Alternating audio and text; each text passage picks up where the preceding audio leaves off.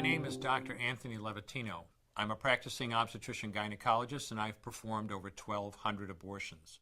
Today I'm going to describe a second trimester surgical abortion called Dilation and Evacuation, or D&E. A D&E is performed between 13 and 24 weeks of pregnancy. After administering anesthesia, the abortionist uses a weighted speculum, like this one, that opens the vagina widely. Because second trimester babies are so large, this greater access facilitates a late-term abortion. Late-term abortion requires that the cervix be prepared 24 to 48 hours in advance with laminaria. Laminaria is a type of sterilized seaweed that absorbs water over 8 to 12 hours and swells to several times its original diameter. Once removed, metal dilators can be used to further open the cervix as needed. Once the cervix has been stretched open, the suction tube is placed inside.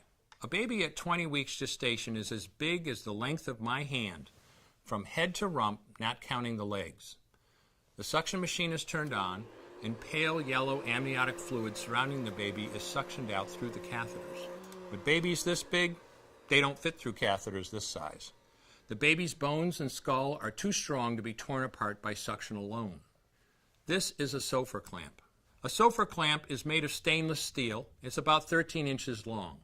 The business end is about 2.5 inches long and a 1/2 inch wide, and there are rows of sharp teeth.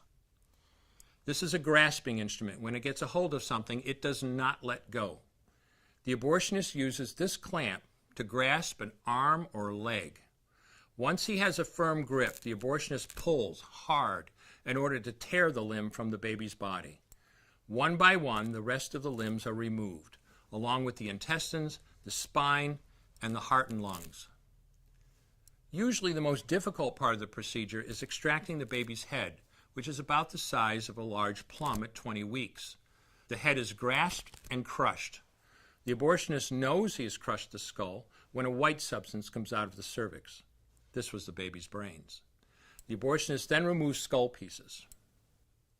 He removes the placenta and any leftover parts of the baby with a curette, scraping the lining of the uterus for any remaining tissue. The abortionist then collects the baby parts and reassembles them to make sure that there are 2 arms, 2 legs, and all the pieces.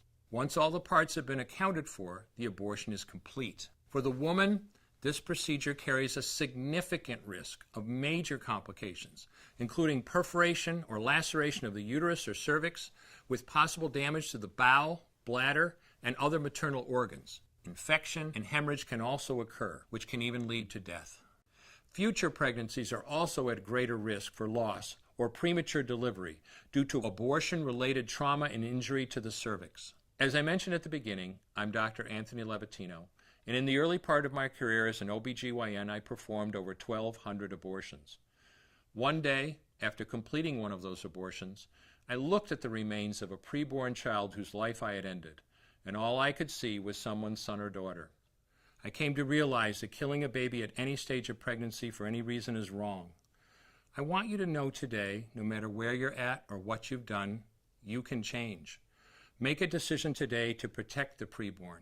Thank you for your time. I will no longer do any more abortions. When you finally figure out that killing a baby that big for money is wrong, that it doesn't take you too long to figure out it doesn't matter if the baby is this big or this big or this big or maybe even this big, it's all the same. And I haven't done any since then, and I never will.